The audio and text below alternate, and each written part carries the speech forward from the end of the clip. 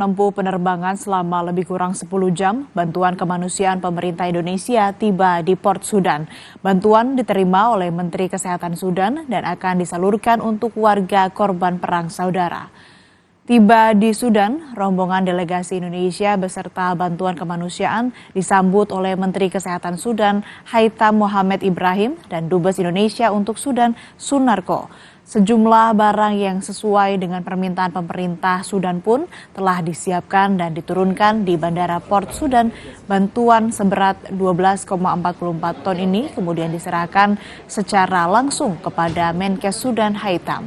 Pemerintah Indonesia yang diwakili oleh Deputi Bidang Penanganan Darurat Fajar Setiawan menyampaikan rasa prihatin atas konflik internal di Sudan dan berharap semoga kedamaian bisa terwujud sehingga rakyat Sudan dapat menjalani kehidupan dengan damai.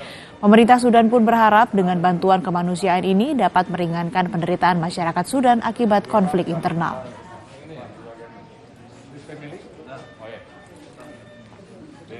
Informasi usai